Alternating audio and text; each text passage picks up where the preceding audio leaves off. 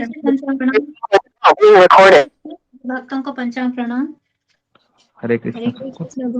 हरे कृष्ण हरे कृष्ण हरे कृष्ण हरे कृष्ण सबको। हरे कृष्ण।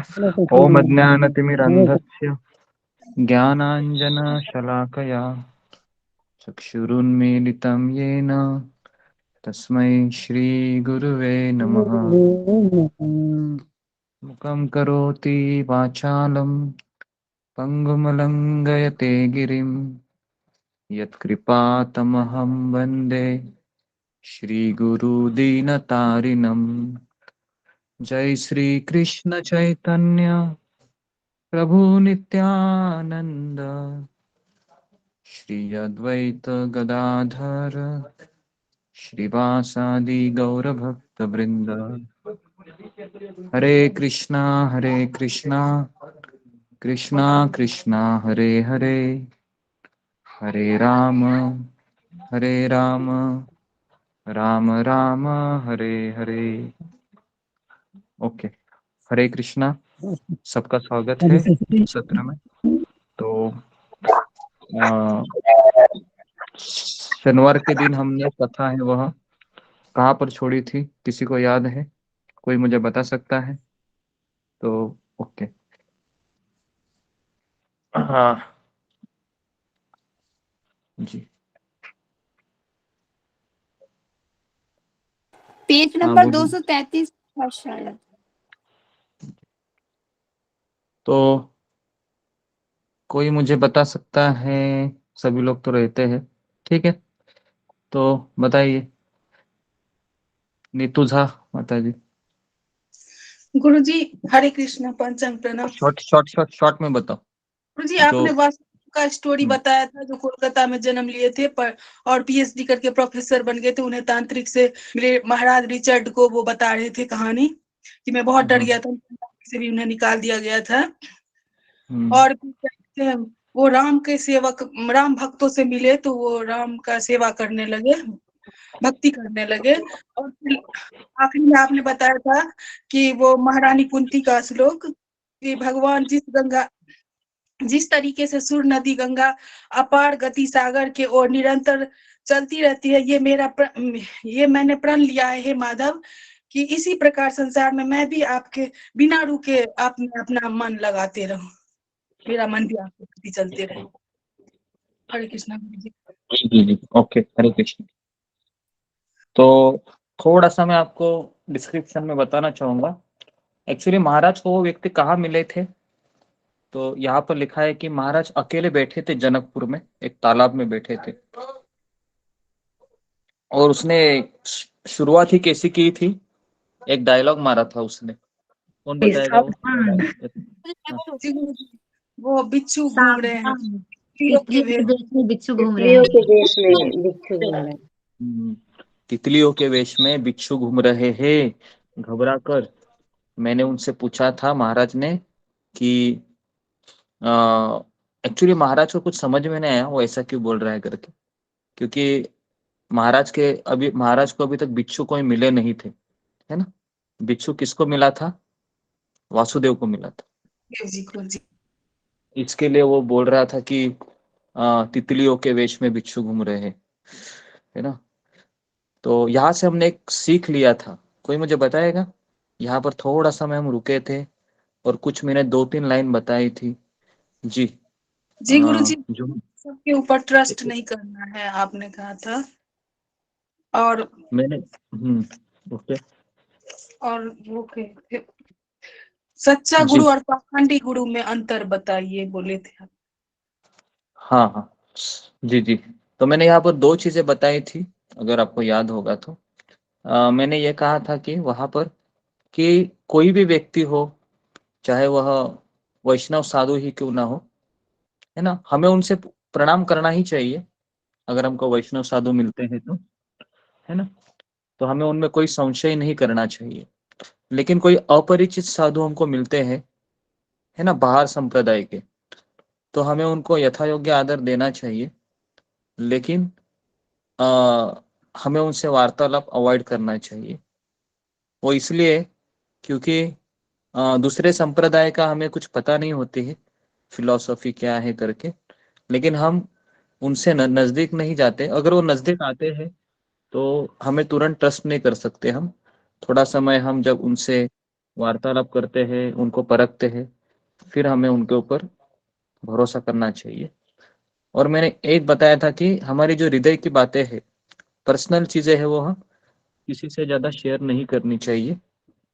इससे ये खतरा होता है, क्योंकि अगर हमारा भविष्य में मनमुटाव हो जाता है तो शायद वह व्यक्ति, क्योंकि हम सभी लोग क्या है, अशुद्ध है ना, हम प्रयास कर रहे हैं, है ना, तो इसलिए पर्सनल चीज केवल जो गुरु होते हैं या गुरुतुल्य होते हैं उन्हीं के साथ आप शेयर करना चाहिए, है ना।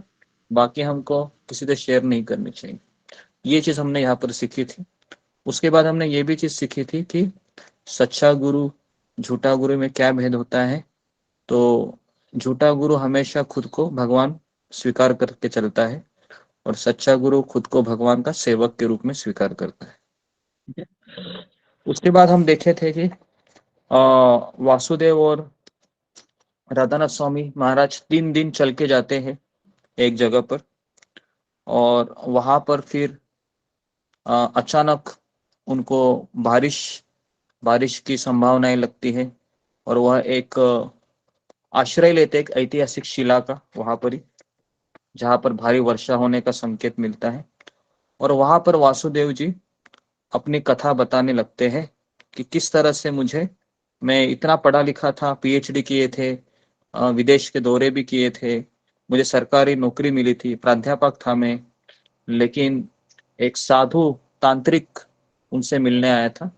और तांत्रिक ने कहा कि तुम जहां हो वहां रहो, लेकिन मैं चाहता हूं कि तुम वहीं पर रह के मेरे कार्यों को संपन्न करो। इतना ही बोला था उसने, ज्यादा कुछ कहा नहीं था। लेकिन समस्या ये हुई थी कि वासुदेव का अंतर्मन इसको स्वीकार नहीं कर रहा था। लेकिन मैं थोड़ा सा वासुदेव के बारे में यहाँ पर जान पा रहा हूँ कि उनको अपने नैतिक मूल्यों को ज्यादा संभाल के रखना था, बराबर है। नहीं तो कोई दूसरा व्यक्ति होता तो शायद हाँ भी बोलता था, है ना, क्योंकि उससे उसको फायदा भी होने वाला था, क्योंकि तांत्रिक के पास शक्ति भी बहुत ज्यादा थी।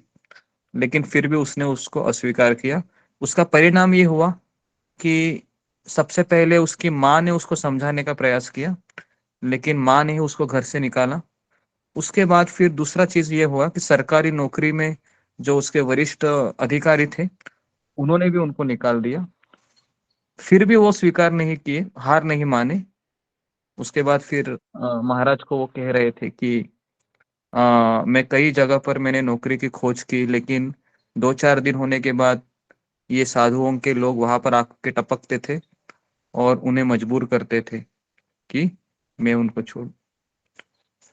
तो इस तरीके से महाराज कहते हैं कि मैं उसकी कथा सुन रहा था, और सुनते सुनते सुनते सुनते उसने ये कहा था कि रिचर्ड,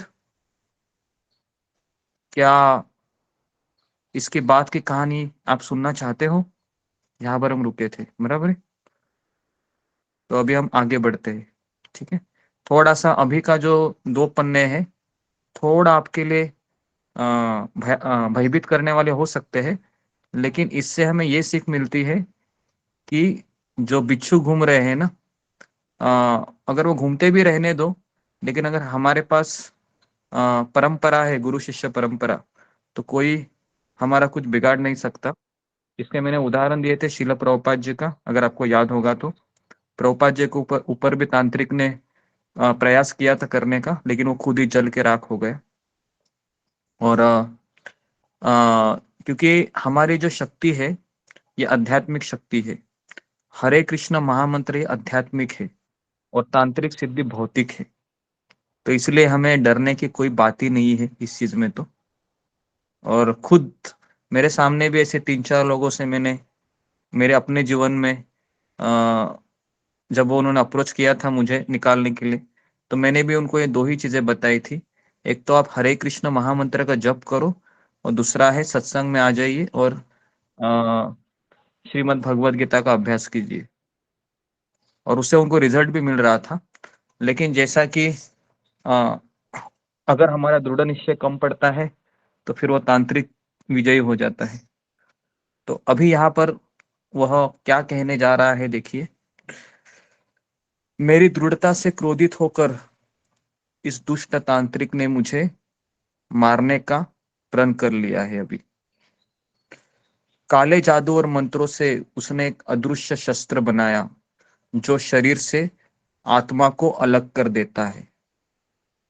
अभी एक नया नॉलेज मिल रहा है हमें कि एक्चुअली शरीर से आत्मा को अलग करने का अधिकार भगवान ने किसको दिया है?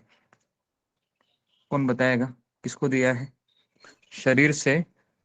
हाँ बताइए शिनु मिश्र। यमदूतों को दिया है जी। तो यमदूतों को अधिकार दिया है यमराज ने। लेकिन यहाँ पर आप देख रहे हो, खुद राधानाथ स्वामी महाराज इस किताब में लिख रहे हैं कि ये तांत्रिक होते हैं, उनके पास भी ये हो सकता है। दूसरे शब्दों में वह शिकार को मार देता है, और किंतु शरीर को मारना उसके काम का छोटा सा हिस्सा है, क्योंकि जीवन और मृत्यु के अंतरिम काल में वह तांत्रिक आत्मा को ढके सूक्ष्म शरीर पर काबू पा लेता है। सूक्ष्म शरीर किससे बना होता है? मन, बुद्धि और अहंकार से। ठीक है, तो जैसा कि ये तांत्रिक लोग सूक्ष्म शरीर पर काबू पा लेते हैं, मतलब हमारे मन के ऊपर, है ना। लेकिन जिसका मन कृष्ण भावना भावित है उसके मन पर वो काबू नहीं पा सकता। ठीक है, तो इसलिए हमें हर समय कृष्ण को धारण करके चलना है ना। कृष्ण माता, कृष्ण पिता, कृष्ण धन प्राण, है ना। ये हमारा फुल कन्विक्शन चाहिए जीवन का। उसके बाद वो बता रहा है कि जैसे ही उस अदृश्य शस्त्र ने मुझ पर प्रहार किया, मेरे शरीर और मन को मानो लकवा मार गया। भूत प्रेत मुझे त्रस्त करने लगे और मैं उनका अनुभव कर पा रहा था। ये कौन बोल रहा है? वासुदेव बोल रहा है। ठीक है, वासुदेव बोल रहा है कि भूत प्रेत मुझे त्रस्त करने लगे। रक्षा की याचना करते हुए मैंने भगवान का नाम जपना शुरू किया। श्री राम श्री राम, श्री राम जय जय राम।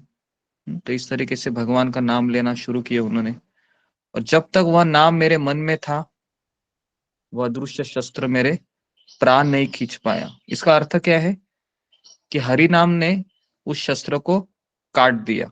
ठीक है, हरि नाम ने उस तांत्रिक शस्त्र को काट दिया। और यहाँ पर ही हमको एक ही लाइन में पता चल रहा है कि भगवान का नाम ये सबसे पावरफुल चीज है। और इसके लिए भक्तिविनोद ठाकुर भी हमेशा भजन में वही कहते हैं, नाम बिना किच्छु आनिक यार, 14 भुवन माजे। तो भक्तिविनोद ठाकुर भी खुद यही कहते हैं कि 14 लोकों में हरि नाम के अलावा कोई प्रभावी शस्त्र है ही नहीं। लेकिन हमारा दुर्भाग्य है कि हमें उसका कन्विक्शन नहीं आया अभी तक। तो हमें जब भी कोई आफत आए ना, तुरंत भगवान का नाम लेना चाहिए। हरे कृष्णा कृष्णा कृष्णा हरे हरे, हरे राम राम राम हरे हरे, है ना। तो भगवान के नाम में बहुत शक्ति है। रक्षा की याचना करते हुए मैंने भगवान का नाम जपना शुरू किया। पूरे एक दिन और रात उस शस्त्र ने मुझे प्रताड़ित किया। मैं जानता था कि यदि मैंने एक क्षण के लिए भी नाम स्मरण रोका तो मुझे मृत्यु से भी बदतर गति मिलेगी। अभी मुझे बताइए, ये सेंटेंस में पढ़ा ना अभी, तो मुझे ऐसा लगता है कि वासुदेव भाग्यशाली था। पता है क्यों? क्योंकि वो निरंतर भगवान का नाम लेता था। बराबर है। अभी हम उतने भाग्यशाली नहीं है, क्योंकि हमारे मन में थोड़ी ना इतना डर बैठा हुआ है, हमें कोई इतना प्रताड़ित नहीं कर रहा है। इसके लिए हम 24 घंटा नाम ले रहे हैं क्या? हम नहीं ले रहे। लेकिन वासुदेव की परिस्थिति देखो कैसी है।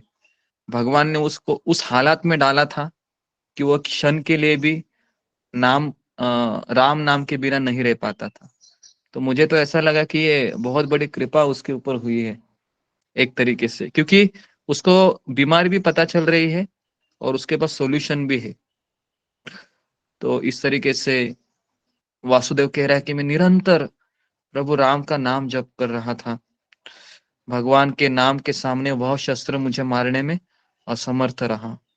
यदि किसी दुष्ट तांत्रिक का शस्त्र अपने शिकार को नहीं मार पाता है तो वह लौटकर अपने भेजने वाले को ही मार देता है। देखिए, ये एक तांत्रिक विद्या का सबसे बड़ा डिसएडवांटेज है।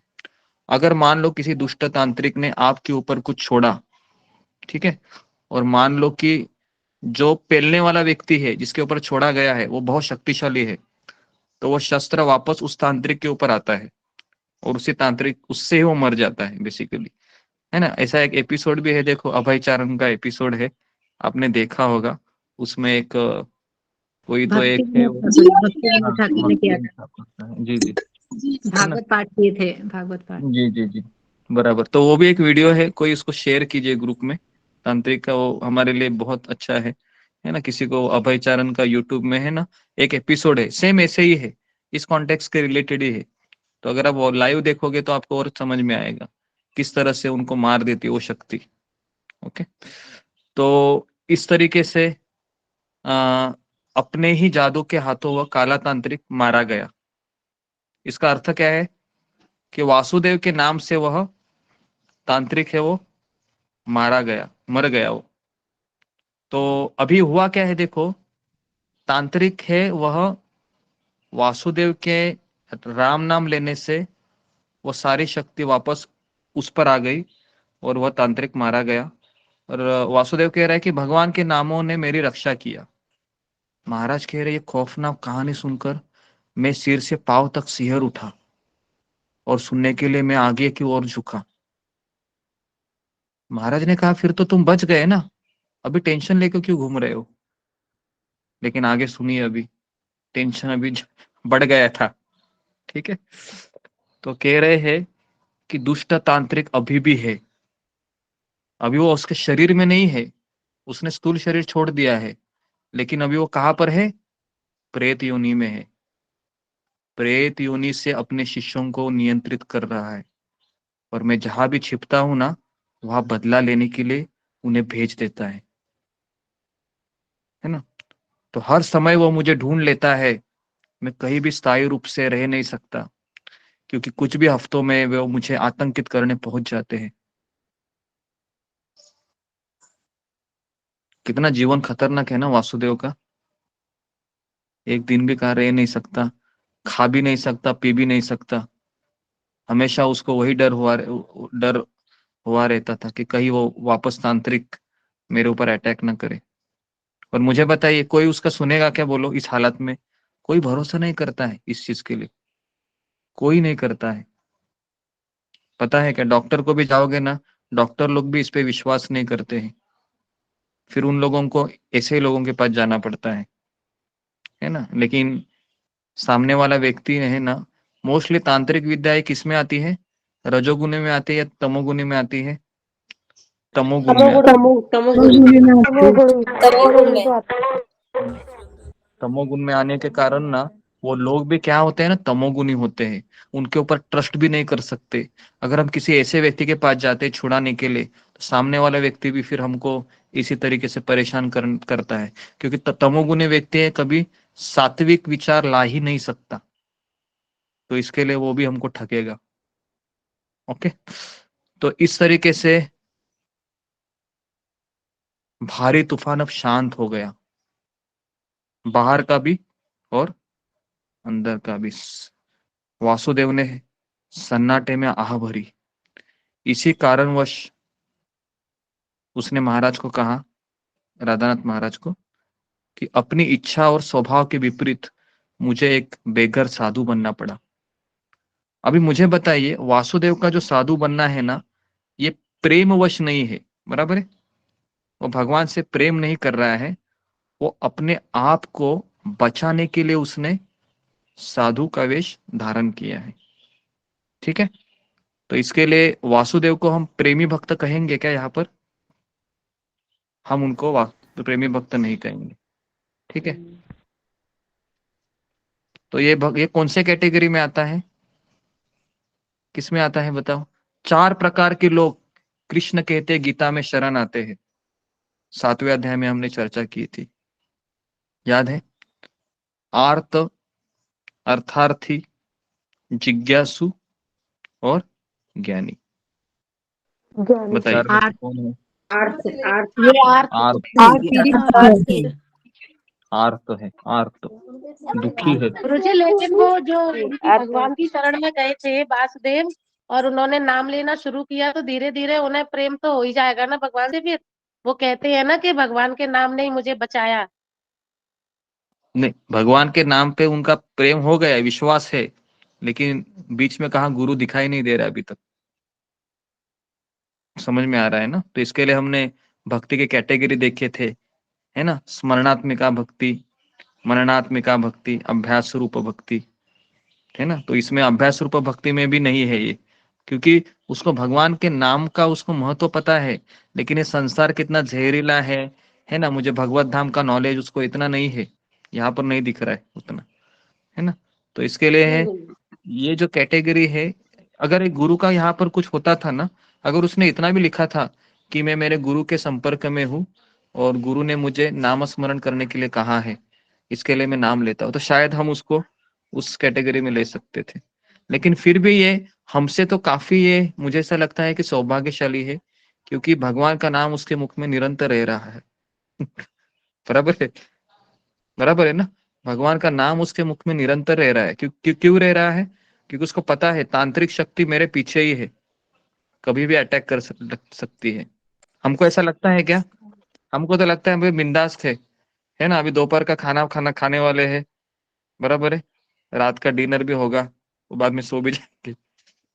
तो इसके लिए मुझे ऐसा लगता है कि यहाँ पर वासुदेव जी ज्यादा भाग्यशाली है। वासुदेव ब्राह्मण नहीं, सॉरी, ये तांत्रिक का पीड़ित राम भक्त। तो उसके बाद फिर वो कहता है कि मैं जानता हूं कि यदि मैं सच्ची भावना से भगवान को समर्पण करूंगा तो वे मेरी रक्षा करेंगे, लेकिन जब तक वह दिन आएगा मुझे छिपते हुए इसी प्रकार साधु के वेश में भागते रहना होगा। झिंगुर आवाज करने लगे। वासुदेव ने गहराई से मेरे आंखों में देखा। क्षमा करना, मैंने तुम्हें यह सब बताया। अभी अभी देखो वासुदेव क्या कर रहे हैं। अनेक वर्षों तक मैंने यह राज की बात अपने तक ही रखी थी, मतलब उसने कभी बताया नहीं था। पहली बार उसने किसको बताया? राधानाथ महाराज को बताया, शुद्ध भक्त को, है ना?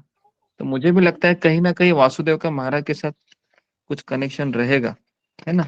नहीं तो इतने लोग हैं पृथ्वी में, तो वही महाराज जी मिले। लेकिन मुझे किसी ना किसी को ये बताना था।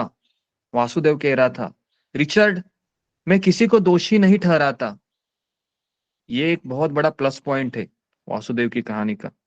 इतना सब झेलने के बाद भी वो क्या बोल रहा है, देखो, मैं किसी को दोषी नहीं ठहराता, ये मेरे ही करने का फल है।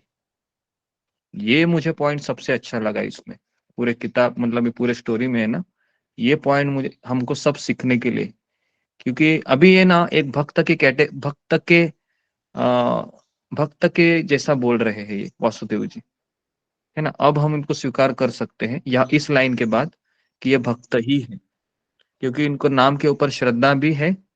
और भक्त का एक सबसे बड़ा क्वालिटी होता है कि वह किसी को दोषी नहीं ठहराता है, चाहे उसकी पत्नी ही बीच में क्यों ना आए माला करने के लिए। मतलब माला और कृष्ण और मेरे बीच में पत्नी आती है तो भी वो पत्नी को दोषी नहीं ठहराता है, पति आता है पति को भी दोषी नहीं ठहराता है। वो सोचता है कि मेरे में ही कुछ कमियां हैं, मैं इस परिस्थिति को हैंडल नहीं कर पा रहा हूँ, और वो यही सोचता है कि मुझे उसके लिए एक मेरे से भी बुद्धिमान व्यक्ति की या बुद्धिमान विचारों की संगति करनी पड़ेगी। तो उसके बाद फिर वह प्रोग्रेस करता है। तो इसके लिए ब्रह्मा जी भी कहते हैं भागवतम में, तत्तेनुकंपाम सुसुमिक्षमानम मुंजान्म एवात्मम कृतम विपाकम। तो ब्रह्मा जी कहते हैं कि जो व्यक्ति सोचता है कि मेरे जीवन में जो सुख दुख आ रहे हैं ना, ये मेरे ही पिछले जन्म के कर्म का परिणाम है, और वो हंसकर उसको स्वीकार करते हुए भक्ति मार्ग में आगे बढ़ता है। ब्रह्मा जी कहते हैं कि उसका राइटफुल क्लेम है भगवत धाम। ऐसा व्यक्ति भगवत धाम जाने का अधिकारी है अगर वो इस तरीके से आगे बढ़ता है तो। और अगर वो दूसरों को दोष देते देते आगे बढ़ता है, तुम्हारे कारण मेरी भक्ति नहीं हो रही है, एक्चुअली भक्ति किसी के कारण, भक्ति किसी के ऊपर डिपेंड है ही नहीं। मुझे बताइए, अगर आप आंखें बंद करेंगे, बराबर है, और अगर आप भगवान का स्मरण करेंगे, तो क्या आपके पत्नी को भी पता चलने वाला है क्या आप क्या कर रहे हो? बताओ, क्या आपके पति को भी पता चलने वाला है क्या? नहीं नहीं। तो मुझे बताओ ना, इसमें कौन सा फैक्टर है कि जो भक्ति के ऊपर डिपेंड है? हमारा जो मन का जो भाव है ना, उसी वही सब परिणाम है। एक्चुअली इस संसार में दुख नाम की कोई चीज है ही नहीं, ये तो हमारे मन के विकार है, शास्त्र कहता है। क्योंकि ये शरीर है ना, ये शरीर नश्वर है, और इस संसार में सारी चीजें हैं वो इस शरीर के ऊपर ही आधारित है। केवल इस संसार में 3 ही चीजें हैं, वह क्या है? महत्वपूर्ण है। कौन सी है वो? भक्त, भगवान और भगवान भक्ति। और कीर्तन। जी, तो ये 3 चीजें, ट्रिपल बी हमेशा याद रखिए। जब भी आपको ऐसा टेंशन आएगा ना, ये 3 बी को याद रखने का है ना। 3 बीबिया है हम सबकी है, ठीक है। पहला है भगवान, दूसरा है भक्त, और तीसरा है भक्ति। ठीक है, इन 3 बीबियों को याद रखो, और ये बीबिया कभी धोखा नहीं देती है, ठीक है। आपको थोड़ा सा अजीब लगेगा ऐसे के बोल रहे हैं, एक्चुअली कोई किसी को धोखा नहीं देता है, हमारा मन ही एक्चुअली हमको धोखा देता रहता है। लेकिन इस 3 बी को याद रखिए, वापस बता रहा हूं, भगवान, भक्त और भक्ति, बस ये 3 चीजें इस संसार में सत्य है। बाकी सब हमारा एक्चुअली मन का, ये सब 3 गुणों का प्रभाव के कारण हम हमेशा ऐसे उलझते रहते हैं, ठीक है। तो उसके बाद फिर महाराज कहते हैं कि नम्रता से उन्होंने, महाराज कह रहे कि मैं समझ नहीं पाया कि वे स्वयं को कैसे दोषी ठहरा रहे थे।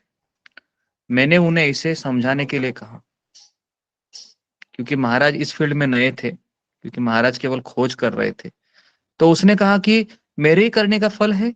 लेकिन महाराज कह रहे थे, अरे तांत्रिक तो सब कुछ कर रहा था, तुम ऐसा कैसे बोल सकता है?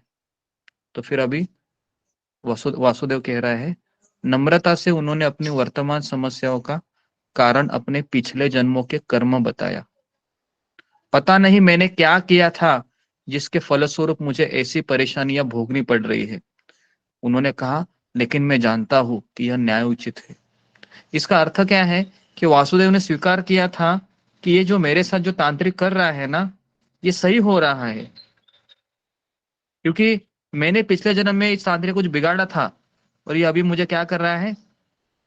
लौटा रहा है, लौटा रहा है। लेकिन यही चीज हमको समझ में नहीं आती है, बराबर ना? यही चीज समझ में नहीं आती है, और इसलिए हम क्या कर देते हैं, हम फिर गाली गलोच, है ना, कंप्लेंट, उसके बाद फिर क्या क्या विकार आते हैं हमारे मन में उस व्यक्ति के खिलाफ। इसके लिए आपने देखा परीक्षित महाराज को जब वो शाप देता है, तो परीक्षित महाराज उसको एक भी गाली देते हैं क्या? नहीं देते हैं, बराबर है। उस ब्राह्मण को कुछ नहीं कहते। तो हमें क्या करना चाहिए इस परिस्थिति में? क्या करना चाहिए, कौन मुझे बता सकता है? चलो हम थोड़ा सा यहाँ पर इंट्रोस्पेक्शन करते हैं कि शायद अगर मेरे जीवन में ऐसा किसी ने कुछ ऐसी चीज की है ना, कि जिससे मैं बहुत अभी पल पल परेशान होना पड़ रहा है, अभी क्या करूं मैं? जी, तो आप इसको किस तरह से? जी, विकास निगम प्रभु। हरे कृष्णा गुरु जी, दंडवत प्रणाम। गुरु जी, अगर हम समझते हैं कि ये कर्म का फल है और आत्मा एक ऐसी है जो अविनाशी है और वो कितने जन्म ले चुकी है वो किसी को भी पता नहीं है, तो ये हमारे ही कुछ किए हुए कर्म किसी ना किसी जन्म के हैं जो हमारे पास इस समय लौट के आ रहे हैं। और अगर हम इस चीज का ज्ञान है तो हमें इस समय ये सोचना चाहिए कि अब हमें इस पे फुल स्टॉप लगाना है और इसको आगे ये जो लेन देन हमारा चल रहा है इसको बस यहीं पे खत्म करते हैं। नहीं तो अगर हमने इसमें भी रिएक्शन दिया और उस पर प्रतिक्रियाएं दी तो फिर वो हमारा एक कर्म बनता चला जाएगा।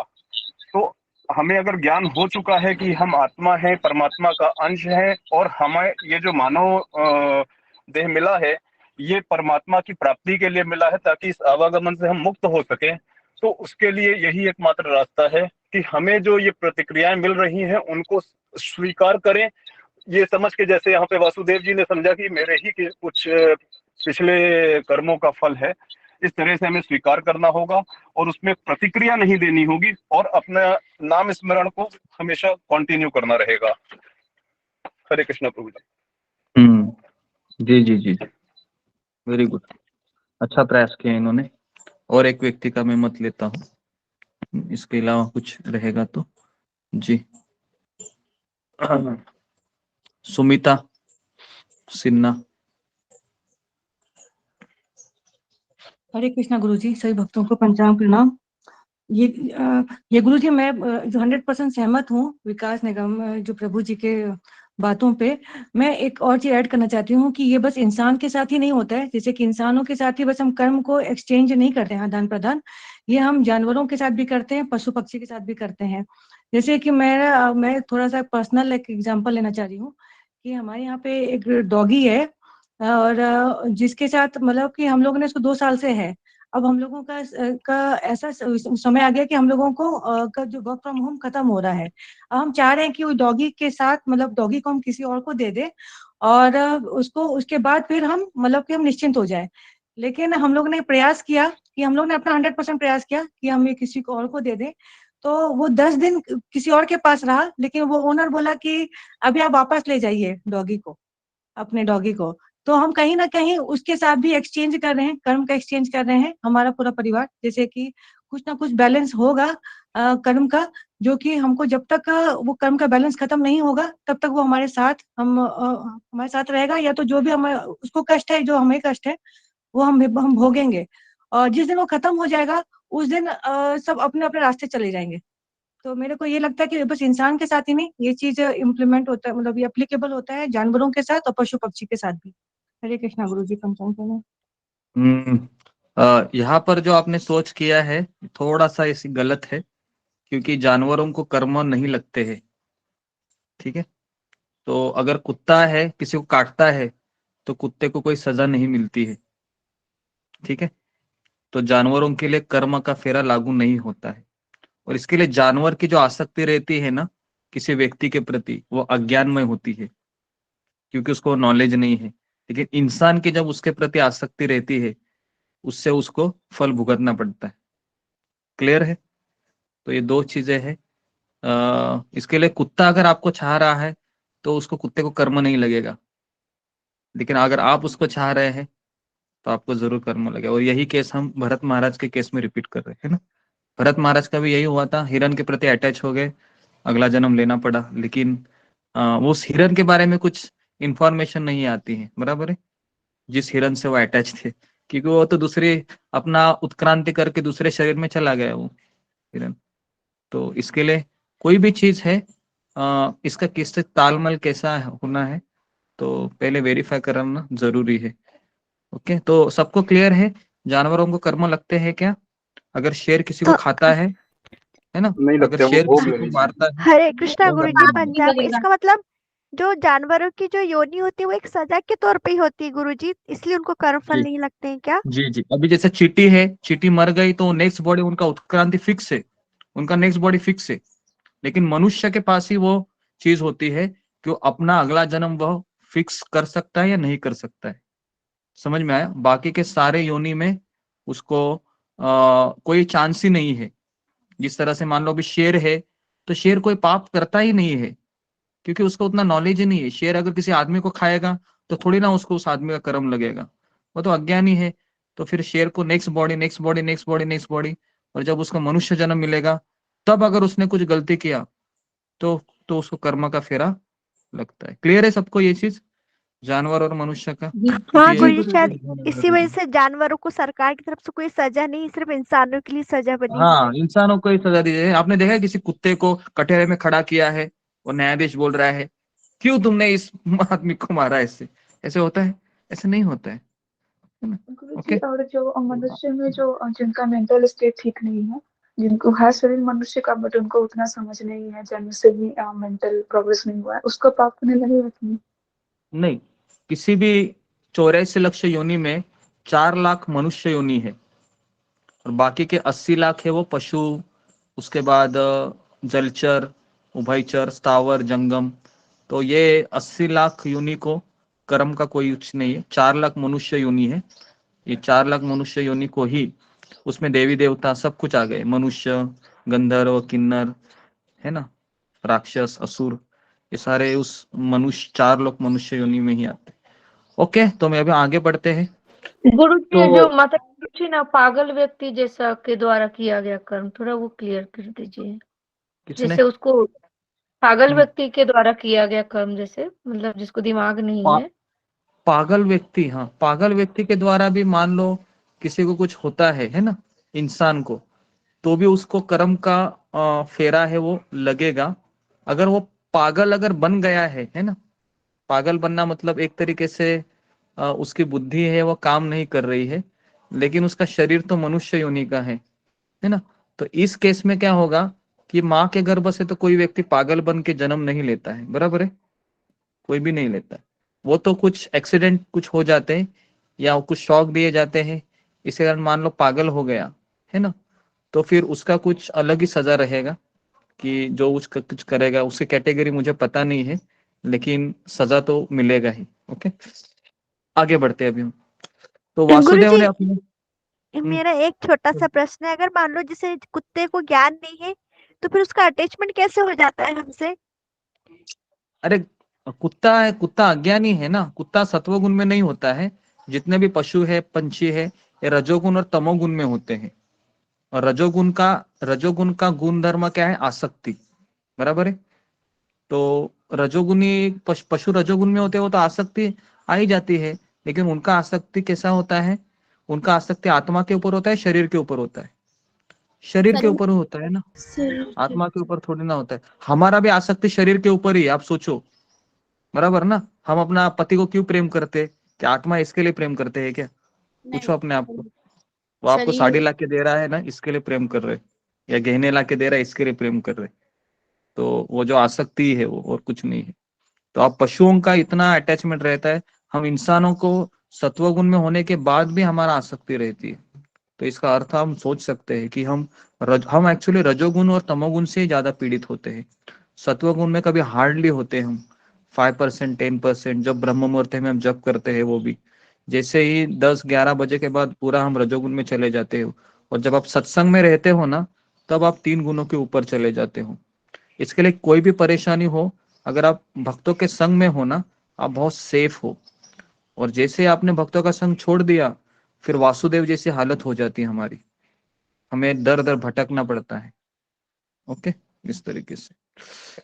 तो 1 मिनट, फोन आ।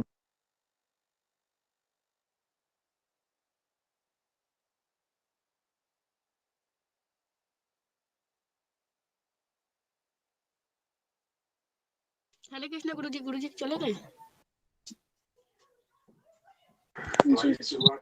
फोन आ गया है गुरुजी।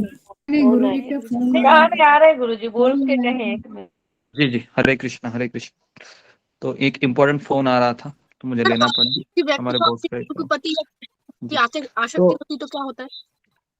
नहीं, मैं वही कह रहा हूँ कि हमारे आसक्ति और पशु की आसक्ति है ना, वो थोड़ा बहुत सीमी है। क्योंकि पशु की आसक्ति शरीर के ऊपर होती है। आप कोई भी कुत्ता देखो, एक फिल्म आया था कुत्ते का, मैं जब बचपन में था, वो जैकी श्रॉफ का था, वो तेरी मेहरबानियां करके था। उसमें सारा कुत्ते का ही रोल था। तेरी मेहरबानी, हाँ। अभी हमको जरा फिल्मों का वो डिस्कस नहीं करना है। मैं एक उदाहरण देकर बता रहा हूँ आपको कि किस तरह से उस फिल्म में बताया गया है कुत्ते का किस तरह से अटैचमेंट होता है। वो हीरो को मार देते और कुत्ता सबका बदला ले लेता है। तो ये सब चीजें है ना, ये सब चीजें है वो अज्ञान के ऊपर है, बराबर है। लेकिन यहाँ पर जो चीज बताई गई है ना, कि सच्चा मनुष्य का जो अटैचमेंट है ये आत्मा के ऊपर होना चाहिए, बराबर है। अगर मैं यहाँ पर अभी आपके शरीर के ऊपर को देख ही नहीं रहा हूँ, मैं ये सोच रहा हूँ कि अगर कोई इसमें से कोई जीव भगवान का पूरा आश्रय ले लेता है और भगवत धाम जाता है, तो मैं समझूंगा कि मेरा समय है वह सार्थक हो गया। समझ में आ रहा है ना? आप काला हो सकते हो, गोरे हो सकते हैं, गरीब हो सकते हो, लेडी है ना, श्रीमंत हो, लेडीज है, जेंट्स है ना, लेकिन यहाँ पर आप सब कौन है? हम आत्माएं हैं, बराबर है? हम आत्मा है। शरीर तो हमारा कब तक रहेगा किसी का भरोसा भी नहीं है यहाँ पर। लेकिन अगर आप शरीर बाई चांस छोड़ भी देते हैं, तो ये जो आपने सुना है ना यहाँ पर सत्संग में, ये हमेशा कैरी फॉरवर्ड रहेगा, है ना। और आप हमेशा आप सोचोगे कि पूरा मैं 50 साल जिया, लेकिन वो 3 घंटे मेरे क्रुशल थे जिन्होंने मुझे बचाया। समझ में आ रहा है क्या? ये हमको मरने के बाद फील होगा। अभी हमको इसलिए फील नहीं हो रहा है क्योंकि अभी भी हमको रजोगुण तमोगुण का साया हमारे साथ ही है। ओके, तो अभी हम आगे बढ़ते हैं। तो गुरुजी आगे अब चैप्टर शुरू करें। अब आज तक ही आपने बताया था गुरु पूजा और नर्सिंग के लिए, तो अभी चूंकि बीच में अभी गैप मिल गया है, अभी आपके स्टोरी शुरू हो फिर से आगे हम बढ़े, तो अगर आप 3-4 दिन के लिए और बता दें तो बेटर। अभी सारे भक्त हैं। अभी ये अपने गुरु पूजा के बारे में बता रहे हैं क्या? कौन गाने जी, वाला जी। है? हाँ, अभी हाँ जी, आपने जितना 5 दिन का बताया था ना गुरुजी, तो आज लास्ट डे था। अच्छा, खत्म हो गया क्या? तो गुरु पूजा है, कौन गाते हैं उसका बताओ क्या? मैं हम क्या करते हैं, 10-10 को मैं खत्म करता हूँ, 10-10 को, है ना, 10-5 को ही खत्म करता हूँ, और उसके बाद फिर मैं नाम बता देता हूँ। और कुछ वो कल हमने जो चर्चा की थी उसके बारे में भी मुझे 2-4 मिनट बोलना था, जो हम कोई अकाउंट क्रिएट करने का सोच रहे थे ना, जिससे लोगों को हेल्प हो। तो मैंने कल रात को ही बात की थी, वो भी मैं आपको बताता हूँ और नाम भी दे देता हूँ, है ना। फिर तो ये थोड़ा 6-7 लाइन ही बाकी है, इसको मैं वासुदेव का चैप्टर आज हो जाएगा, तो फिर हम इसको आज खत्म करते हैं, क्योंकि ये वासुदेव का स्टोरी है, बहुत कुछ हमको सिखा रहा है, बराबर है। नाम की महिमा भी सिखा रहा है ये। उसके बाद किस तरह से संसार के लोग हो सकते हैं, कैसी शक्तियां काम करती है ना। तो वासुदेव ने कांपते हाथों से मेरे हाथों को थामते हुए एक अंतिम विनती की। अभी क्या किया वासुदेव ने? महाराज का हाथ में लिया ऐसे और कहा, तुम मेरे मित्र हो, मैं तुम्हें सलाह देता हूं कि तुम मुझे छोड़ दो। क्या सलाह दिया? तुम मुझे छोड़ दो, अन्यथा तुम भी इसमें फंस सकते हो। यदि मैं तुम्हें सुबह यहां नहीं पाऊंगा तो मैं समझ जाऊंगा मेरे भाई, अपने पथ की खोज करते हुए कृपया सावधान रहो। तुम्हारा सामना शक्तिशाली लोगों से हो रहा है और सभी लोग भले नहीं होते हैं, लेकिन आप लोगों को कहा जाने की जरूरत नहीं है, ठीक है। ये उन लोगों के लिए है जो लोग बाहर भटक रहे हैं, बराबर है। हमारा भटकना बंद हो गया है, ऐसा लगता है सबको, या अभी भी भटकना बाकी है? नहीं क्या लगता है? नहीं गुरुजी, अब बंद हो गया भटकना बंद हो गया है जी गुरुजी। तो पहले भटक रहे थे, भटकती हुई आत्मा से। जी, अभी आप यहाँ पर आ गए हैं तो वापस भटक मत जाइए, क्योंकि अभी महाराज कहते हैं कि तुम मेरे लिए प्रार्थना करो प्रभु रामचंद्र के पास। हम चुपचाप बैठे रहे, मैं एक शब्द भी नहीं कह सका। भारत में प्राप्त अनुभवों से मैं जानता था कि गुरुओं के पास शक्तिशाली सिद्धियां होती हैं, जिनमें से एक अपने अनुयायियों से मनचाहा कार्य करने वाली की शक्ति भी होती है। उसको कहते हैं वशीकरण। पता है वशीकरण क्या होता है? वशीकरण में वो अपने दूसरे के मन को वश कर लेता है, वो तांत्रिक, और उसके मन से वो काफी कार्य करवाता है ना। तो अभी मान लो कि किसी ने दूसरे के मन को नियंत्रित किया, तांत्रिक ने, और उस व्यक्ति ने किसी का खून किया, तो सजा किसको मिलेगी? तांत्रिक को मिलेगी या उसको मिलेगी? उसको मिलेगी, बराबर है। हाँ, उस व्यक्ति को मिलेगी, क्योंकि भारत सरकार क्या बोलेगी? तुम्हारे हाथ में छुरा था, बराबर है। भारत सरकार को ये नहीं पता है उसका मन किसी ने हावी किया था पहले से, है ना। तो इस तरीके से ये काम चलते हैं, है ना। हम चुपचाप बैठे रहे, मैं एक शब्द भी नहीं कह सकता। उसके बाद महाराज फिर एक स्टेटमेंट बोलते हैं, अपने मित्र की कहानी सुनकर मैं पागल कुत्तों के झुंड से भी अधिक डर गया था। समझ में आया? वो जो कुत्ते मिले थे ना महाराज को, उससे भी महाराज उससे भी ज्यादा डर गए। कम से कम मैं कुत्तों को देखकर भगा सकता था, लेकिन यहाँ पर तो मैं किसे भगाऊं, कोई दिख ही नहीं रहा था। समझ में आ रहा है ना? तो महाराज कह रहे कि आध्यात्मिक मार्ग पर अग्रसर एक बेखबर व्यक्ति पर कभी भी हमला कर सकती है। वासुदेव अपनी बाह पर सिर रखी मिट्टी पर सो गए, किंतु नींद मुझसे कोसों दूर थी। मैं दीवार में बने छेद से देखा, छटते बादलों के पीछे से तारे निकल रहे थे, किंतु चांद नहीं था। मेरे निकट लेटे वासुदेव नींद में बेचैनी से करवटें बदल रहे थे। क्या मैं इनके जीवन की भयानक जटिलताओं में फंसना चाहता हूँ? इस विचार ने मुझे सिहरा दिया। सिवाय प्रार्थना करने के मुझे उनकी सहायता का और कोई उपाय नहीं सूझ रहा था, और उन्होंने मुझसे वही वर्ण करने का निवेदन किया था। जब मैं नींद में करवटें बदलते कराह रहे थे, मैं रात के अंधकार में निकल पड़ा। महाराज कह रहे थे कि मैं रात को ही निकल पड़ा, मुझे नींद नहीं आई। मैंने प्रार्थना किया, जिस मार्ग का मैं चुनाव करूं वह सुरक्षित हो और वासुदेव को भी शांति और सुरक्षा प्राप्त हो। तो इस तरीके से ये हमारा वासुदेव का चैप्टर है वो कंप्लीट हो गया। 2 दिन हमने लिया इसमें, लेकिन अच्छा लगा। 2 घंटा हमने इसमें मंथन किया, काफी सारी चीज सीखने को मिली। हालांकि ये केवल 4 पेज का ही था, लेकिन अभी मैं सोच रहा हूँ कि जितना हम इस किताब के गहराई में उतरेंगे ना, उतना हमको यहाँ पर हीरे मोती मिलेंगे। बराबर है? क्या लगता है आपको? क्योंकि समुद्र के अंदर ही हीरे मोती मिलते हैं, बराबर है ना? बाहर नहीं मिलते हैं। समुद्र के बाहर आपने देखा है तरंगते हुए हीरे मोती? नहीं ना, वो अंदर ही मिलते हैं। तो इसलिए मैंने सोचा, हाँ महाराज का किताब है तो क्यों ना हर एक लाइन में कुछ हम गहराई में जाके सीखे। ओके, तो यहाँ पर मैं रुकता हूँ। तो अभी गुरुजी, मैं जो जी जो रजोगुण और जो तमोगुण होता है, ये स्वयं तांत्रिक के रूप जैसे नहीं है जो हमको कभी भी जकड़ लेते? ये ऐसा नहीं होता है। अभी आप भगवान के आश्रय में हो, तो मैं यहाँ पर अभी कितने लोग हैं? 70 लोग हैं। मैं 70 लोगों को बता रहा हूँ। आपके सामने अगर तांत्रिक भी आया ना, तो उसकी ही पैंट गीली हो जाएगी। समझ में आ रहा है क्या? तो आप लोग अभी महान भक्त बन गए हैं, आपको हरि नाम का महत्व पता है, आपने गुरु परंपरा का आश्रय लिया है, तो आप कभी डरिए मत इन तांत्रिकों से। और ऐसे तांत्रिक मिलेंगे ना, तो भी हमको इतना विश्वास होना चाहिए हरे कृष्ण महामंत्र पर कि वो तांत्रिक ही भाग जाएगा। यहाँ पर देखिए, ये अकेला वासुदेव फाइट कर रहा है ना, तांत्रिक से, और हमारे पास तो पूरा फौज है, 70 लोग है। तो डरने की कोई आवश्यकता है क्या किसी को? नहीं। मुझे तो नहीं लगता है कि डरने की आवश्यकता है। गुरुजी आप भी है ना तो, गुरुजी, तो तो इसके लिए आप चिंता मत कीजिए। ओके, तो अभी मैं 5 नाम पहले बताता हूँ। कृष्ण मोहन प्रभु,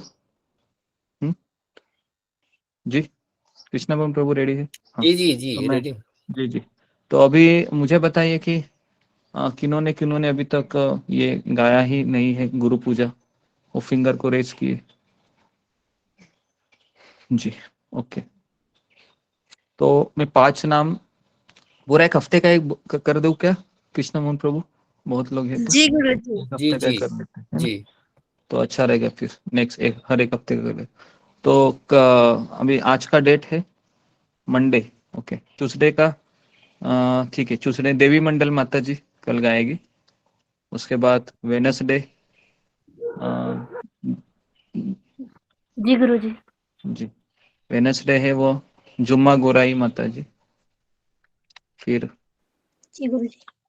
थर्सडे है सीमा शर्मा माता जी। जी फ्राइडे है तो परवीन कुमार प्रभु।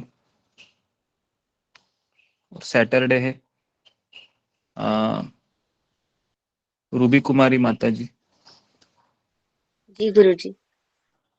संडे के दिन राधिका माता जी। तो मैंने पूरा 1 हफ्ते का बता दिया है संडे तक। और नेक्स्ट मंडे हम जब अनाउंसमेंट करेंगे, या नेक्स्ट संडे ही करना पड़ेगा ना, क्योंकि मंडे से ही जी नहीं तो मंडे का भी कर देते हैं, क्योंकि संडे के दिन साक्षात्कार होता है तो टाइम नहीं मिलता है। तो मंडे का फिर ये शाश्वती पंडा माता जी करेगी मंडे के दिन। हो गए 7 दिन। तो अभी नरसिंह आरती के लिए अभी तक किन्होंने गाया ही नहीं, फिंगर को रेस कीजिए। नरसिंह आरती कभी गाया नहीं। ओके जी, तो अभी मंडे जी, ट्यूसडे का है नरसिंह आरती, दीप्ति सचदेवा माता जी गाएगी जी गुरु। उसके बाद वेडनेसडे है ये अमिता सिंह आप नए हैं या अमृता सिंह? जी प्रभु जी, हरे कृष्ण। गा सकते हैं आप? जी जी नरसिंह मैं, आरती? हाँ जी प्रभु जी मैं गा सकती हूँ। जी ट्यूसडे को, हाँ ट्यूसडे को हाँ ट्यूसडे को को तो मेरे को बोला ना। ट्यूजडे नहीं गुरुजी, वेडनेसडे। हाँ सॉरी वेडनेसडे 11 तारीख को। जी 11 तारीख को। उसके बाद फिर थर्सडे के दिन ये खुशी साहू खुशी माता जी गाएगी। उसके बाद थर्सडे, फ्राइडे सोमाकर माता जी, फ्राइडे, सैटरडे जस्मिता पत्रे। जी गुरु जी। गुरु जी मुझे सैटरडे का दे दे। हाँ मुझे सैटरडे का दे दीजिए। ठीक है, फिर आपका कभी था सोमाकर माता जी का? फ्राइडे था। फ्राइडे हाँ था। ठीक है, जस्मिता माता जी को फ्राइडे में डालो, इनको सैटरडे डालो। और संडे के दिन मनीषा नहीं सुषमा बाग संडे। और मंडे है लक्ष्मी देवी माता जी। ओके हो गया, मंडे तक मैंने दे दिए हैं। मंडे तक मैंने दे दिए। नेक्स्ट टाइम है कि जिन लोगों का हुआ है वो फिंगर को रेज मत कीजिए, ठीक है? तो नेक्स्ट टाइम हम अगले 7 दिन का दे देंगे। और जिन लोगों का नाम नहीं है लिस्ट में, इसका ये मतलब नहीं कि उनको आराम से ज्वाइन करना है। आप सब लोगों को एनकरेज करना है एक दूसरे को, ठीक है?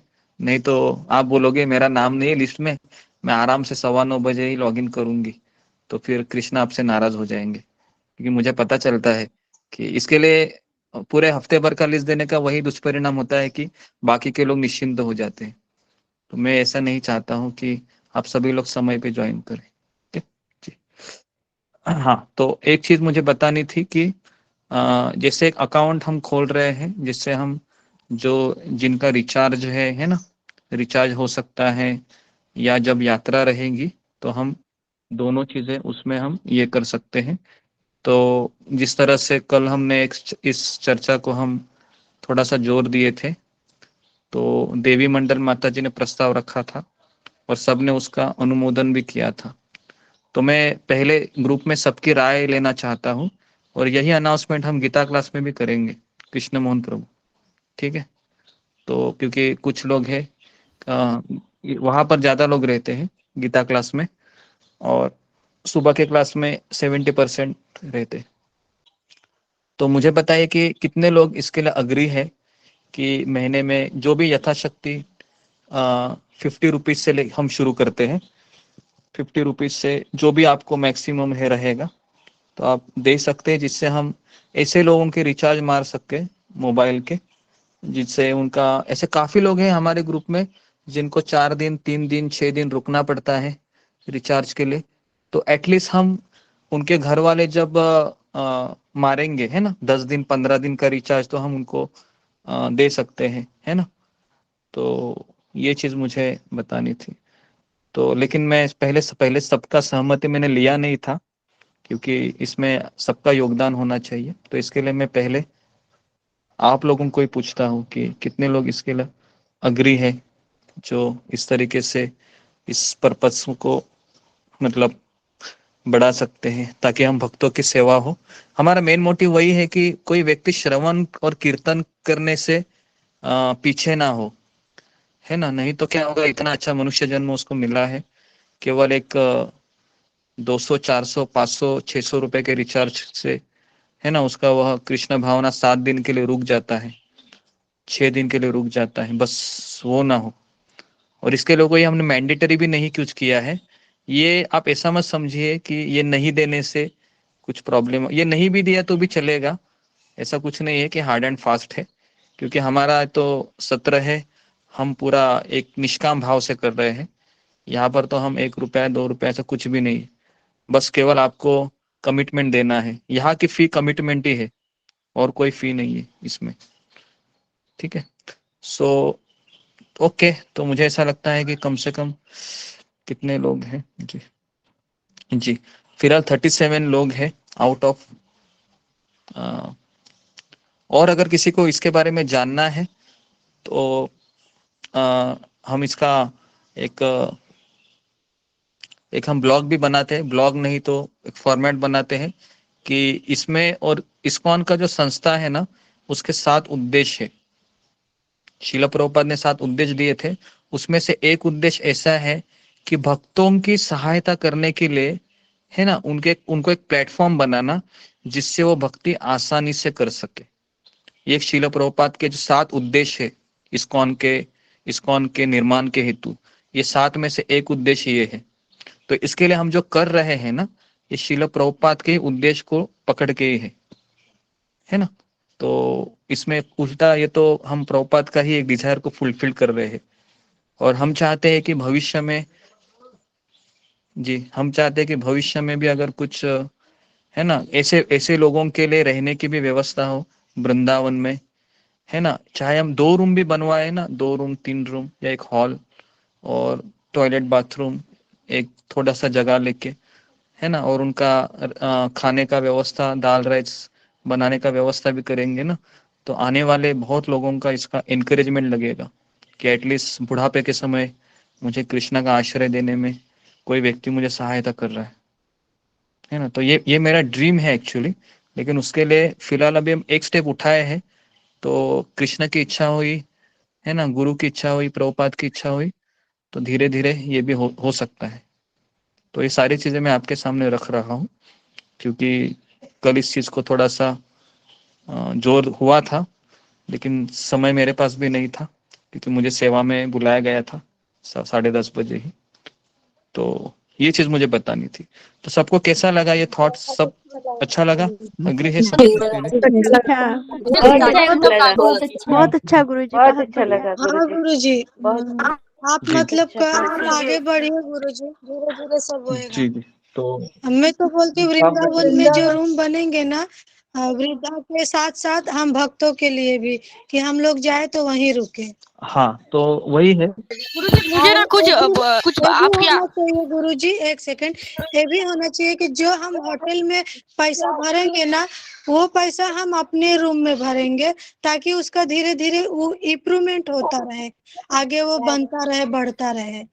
कि और रह गया, अगर एक बार बन जाए जी जी जी जी। कंबल रखेंगे ना तो भी हो जाएगा, एक एक कंबल, एक एक गादी हो जाएगा, आप टेंशन मत लो, सिर्फ आप नहीं, कदम आगे बढ़ाओ। मैं सारा टेंशन शिखा माता जी आपको ही देता हूँ, ठीक है? नहीं आप ही करो। ये तो आप कान्हा जी को बोलो, कान्हा जी को, राधे कृष्ण जो धर्मशाला बनी हुई है ना वहाँ पर वृंदावन में, गुरुजी जो धर्मशाला बनी हुई है ना, उनमें उन धर्मशालाओं में भी रूम मिल जाते हैं हमें नहीं नहीं, के लिए, हमें मतलब हमें ऐसा देखिए, किसी की धर्मशाला पे हम जाएंगे ना तो उनके नियम वहां पर चलेंगे, शीला प्रभुपाद के नियम नहीं चलेंगे। तो हमें शीला प्रभुपाद के नियम के अनुसार करना है। हमें किसी दूसरे धर्मशाला का आश्रय नहीं लेना है, नहीं तो वो तो आसानी से हो सकता है अभी भी। लेकिन हमें जो कर रहे हैं ना, ये बाकी के धर्मशाला है उसको मान्य नहीं करेंगे। ये जो भागवत है, श्रवण कीर्तन जपा करना, हमारा एक सिस्टम है ना, इस सिस्टम को हर कोई हमको ये नहीं निर्णय लेने नहीं देगा। तो इसके लिए हम बेसिकली हम अपना ही कुछ चाहते हैं, चाहे 1 रूम 2 रूम भी हो, 3 रूम भी। मैं तो सोच रहा हूँ कि भविष्य में हम अगर ऐसा हमारा सत्संग चलता रहा, कुछ लोग आगे आए, है ना, मैं खुद भी उसमें कंट्रीब्यूट करूंगा। ऐसा नहीं कि, क्योंकि मेरी इच्छा है कि एटलीस्ट हम किसी को आध्यात्मिक जीवन तो दे ही रहे हैं, लेकिन उनके शरीर का भी हमको देखना चाहिए कि भविष्य में वो जब बुढ़ापे के समय जो भी उनको बीमारी आई है ना, उनका जिस तरह से मेडिक्लेम हो गया, बहुत सारी चीजें आएगी उसके अंदर, एक बड़ा वो प्रोजेक्ट की तरह ही रहेगा। लेकिन उसके लिए भी पहले हम आपसे अनुरोध है कि आप श्रवण और कीर्तन और इसका बहुत सहारा लीजिए, और जब बुढ़ापा आएगा, कुछ भी चीज होगी, तो हम देखते हैं कृष्ण की क्या इच्छा है, ठीक है? जी ओके गुरुजी। तो जी गुरुजी, थोड़ा सा शुरुआत गुरुजी मैं अगर कुछ बोलूं, मुझे कुछ बोलना है। शुरुआत अगर हो जाती है ना तो वो उसमें धीरे धीरे हो जाएगा, इसमें समय लगेगा, लेकिन शुरुआत जरूरी है। आप शुरुआत कीजिए, हम सभी साथ हैं आपके। तो अभी मैंने एक सोचा है कि हमारे जो अकाउंट है कॉमन अकाउंट, उसका नाम हम यही देंगे, अनोखा सफर। चलेगा आपको? अनोखा हाँ सफर गुरुजी, जी करके जी account जी है। जी बहुत बहुत अच्छा अच्छा है है, गुरुजी। बहुत अच्छा है। उसी गुरुजी उसी में भक्तों हम का संग भी जी रहना गुरुजी। चाहिए, है ना, जी अनोखा जी सफर तो भक्तों का उसमें संग। हाँ गुरुजी, ये सही है, आपने सोचा। और गुरुजी, मुझे ऐसा सुंदर, लग रहा जी है कि वही बहुत मेरा सुंदर असली। नाम। ठीक है ठीक है। तो अभी ऐसा अभी मैं सोच रहा हूँ, देखते हैं एटलीस्ट हम रिचार्ज का पहले हम 3 से 6 महीने हम रिचार्ज के ऊपर जोर देते हैं। किसी भक्त का अगर रिचार्ज खत्म होता है तो डायरेक्टली मुझे या राधिका माता जी से आप संपर्क कीजिए। हाँ, एटलीस्ट आज से ही हम जो जो भी यथाशक्ति है। तो कल ही रीता प्रसाद माता जी ने मुझे 1100 रुपये दिए हैं, तो 1100 रुपये अभी मेरे पास है, जिससे हम रिचार्ज किसी का मार सकते हैं, है ना। तो उस सारा फंड है वो मैं उसी में डाल देता हूँ जैसे अकाउंट खुलेगा। और जिनका भी रिचार्ज खत्म होता है, ऐसा लगता है कि मुझे 10 दिन 15 दिन लगेंगे शायद रिचार्ज मारने को, मेरा पति नहीं मार रहा है, तो मुझे थोड़ा सा 15 दिन का रिचार्ज मार दीजिए। ठीक है, तो हम उसका रिचार्ज भी मारेंगे। ओके, फिलहाल तो हम यही से शुरू करते, स्मॉल स्टेप लेते, बेबी स्टेप्स ले लेते, बाद में देखते हैं कृष्ण की क्या इच्छा है। ओके, तो यहाँ पर नहीं मैं फिर गुरुजी, एक करता हूँ। वृंदावन में गुरुजी एक मैं कुछ अपना बोलूं आश्रम प्लीज, होना मुझे चाहिए। हाँ ठीक है, 1 मिनट शिखा माता जी, अभी आप थोड़ा शांत रहिए, हम दूसरों को बोलने दीजिए। जी हाँ बोलो। गुरुजी अगर आपकी और सबकी आज्ञा मैं बोलूं थोड़ा। हाँ बोलो बोलो गुरुजी मैं क्या बोल रही थी ना, जो ये रिचार्ज का जो है अकाउंट हो रहा है वो ठीक है, पर वो आप जो बोल रहे थे ना वृंदावन में, तो उसके लिए जब कोई डोनेट करेगा वो बात अलग है। अगर हम अभी से कुछ 50 हुआ 100 हुआ हर महीने हम रखते हैं, अगर कुछ हमें ऐसे फैसिलिटी मिलती है जैसे प्लॉट मिल गया या कुछ, तो उस टाइम क्या होगा, वो पैसा यूज होगा। क्योंकि अभी से नहीं रखेंगे ना तो गुरुजी 5 साल बाद अगर हमको प्लॉट मिलता है ना तो वो टाइम पैसा नहीं इकट्ठा हो जाएगा, कोई दे भी नहीं पाएगा। अभी है पैसा हमारे पास, 50 हुआ 100 हुआ, जिसका जो भी जैसा हुआ, अब अभी से नहीं जमाएंगे ना तो तभी हम यूज नहीं कर पाएंगे। हम सोचने से अभी से ही करना पड़ेगा। तो ये अकाउंट जी जी एक्चुअली हो रहा है, तो अगर ऐसा होता है कि वो यूज नहीं होगा, ये यूज होगा रिचार्ज के जी लिए, जी सेवा के लिए यूज होगा, और वो पैसा क्या यूज नहीं होगा, वो हम कुछ बनाने के लिए वृंदावन में वो स्टोर कर दे। तो ये अगर ये होता है ना तो अच्छा होता है, क्योंकि 200 रुपया कुछ है नहीं गुरुजी, हम सब 200 रुपया दे सकते हैं। ऐसा कुछ जेब काट के ये काट के हम लोग दे सकते, कोई प्रॉब्लम नहीं होगा, 200 रुपया हर कोई निकाल सकता है। तो मुझे ये रखना था, क्योंकि आज सुबह जपा में ये आइडिया मेरे दिमाग में आया, तो ये मुझे रखना था। तो ये जी अगर जी होता है तो अच्छा, अभी से करेंगे गुरुजी तो अच्छा होगा, क्योंकि आगे प्लॉट का दाम भी बहुत बढ़ेगा। तो उस टाइम अगर कोई डोनेट करता है थोड़ा, तो यहाँ से भी कुछ पैसे कलेक्ट हो जाएंगे, तो वो अच्छा होगा। क्योंकि वो बहुत प्लॉट का बहुत कुछ रहता है, रजिस्ट्री रहता है, फिर बनाने का रहता है, वो भी खर्चा रहता है, तो वो अभी से हो जाएगा। क्योंकि अभी हम लोग की उम्र भी बहुत कम है, तब तक हम बूढ़े हो जाएंगे तो और भी ज्यादा पैसा हो जाएगा। तो ये मेरे दिमाग में ठीक है ओके। और किसी के दिमाग में ऐसा कुछ है तो अभी बताते रहिए, मैं सुनता हूँ 5 मुझे मिनट। कुछ जो आप सोच रहे हैं ये मतलब इस्कॉन की तरफ से कुछ है नहीं क्या, कि जैसा आप सोच रहे हैं वैसे इस्कॉन की तरफ से कोई धर्मशाला है नहीं क्या अभी तक? नहीं, किसी इस्कॉन की तरफ दिमाग से, में पहुंचे नहीं? इस्कॉन की तरफ से अभी हमारे यहाँ से इस्कॉन का एक फैमिली चला गया है, 60 ईयर्स के हस्बैंड वाइफ है, बेचारे उन लोगों को ही रूम देखना पड़ रहा है, कुछ लोगों को ही खाने को करना पड़ रहा है, उनको पूरा जीवन समर्पित करने की इच्छा है, लेकिन इस्कॉन कुछ नहीं कर रहा है। मतलब इस्कॉन कुछ नहीं कर रहा है, मतलब इस्कॉन एक बड़ी संस्था है ना। हाँ, कोई किसको किसको कितना करेगा वो। अभी हम कैसा है, हमारा छोटा सा ये ग्रुप है, बराबर है, हमारा एक प्लेटफॉर्म है, तो हम अपने लोगों के लिए हम कर सकते हैं, बराबर है ना। लेकिन इस्कॉन के पास तो लाखों लोग हैं, तो लाखों लोगों का थोड़ी ना कोई कर सकता है, समझ में आए। तो उसके लिए बड़े क्वांटिटी पे करना है तो बहुत मैं बस बोल उसके रही लिए हूँ उन लोगों को जिन लोगों को जरूरत है, इस्कॉन में तो लाखों लोग है, बट जरूरत ऐसी हर किसी की मतलब हाँ जो लोग मतलब उसके साथ हाँ। हैं। और वो कैसा रहेगा कि वहां पर हम एक्चुअली बहुत बहुत सारी चीज उसमें आ जाती है, उनका फिर मेडिक्लेम रहता है, उनका खाने का रहता है ना, खाना पीना तो आसानी से हो जाता है, लेकिन साथ साथ उनको भक्ति करने के लिए एक एनकरेजमेंट मिलता है बुढ़ापे में, क्योंकि बुढ़ापे में कोई किसी का ख्याल नहीं करता है। तो हमारा ऐसा ही है कि अगर कोई घर में इसका कोई नहीं है ना, जिम्मेदारी लेने के लिए भी, उनको भक्ति भी करनी है, तो ऐसे लोगों के लिए हम देखेंगे। फिलहाल तो यही चीज है। ठीक है जी। और किसी का कोई विचार जी नहीं? ऐसा ज्यादा होता है, घर में एक भक्त रहते हैं ना तो और भी भक्त नहीं रहते ना तो भक्त को बहुत प्रॉब्लम होता है वो घर में रहने के लिए। मेरे घर के बाजू में एक है, बुढ़ी है, कोई आश्रम उसको नहीं रख रहे, बोले बुढ़ी हो गई हो, कभी मर जाओगी, कौन आपका साफ करेगा सब कुछ। तो ये आपका आइडिया अच्छा है। ओके ठीक है, तो मैं यहाँ पर रुक जाता हूँ। राधानाथ स्वामी जी कैसे हैं अभी? हाँ, राधानाथ स्वामी जी कैसे हैं अभी?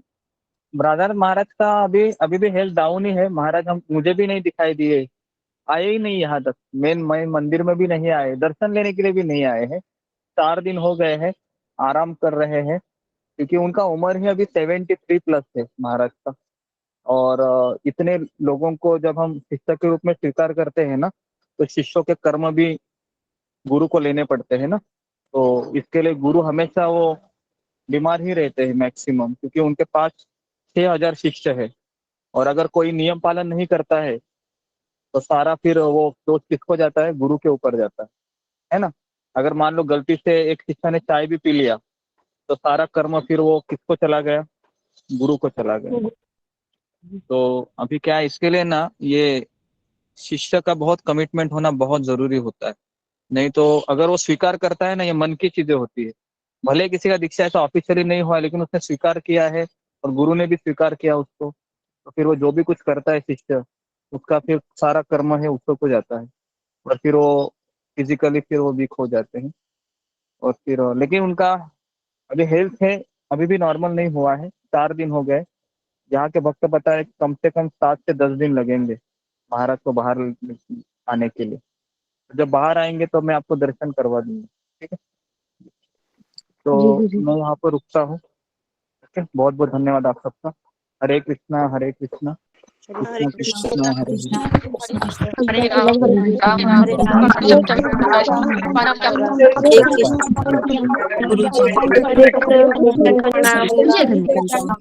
सभी भक्तों को पंचांग प्रणाम।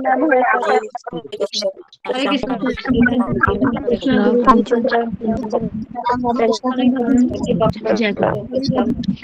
कृष्ण।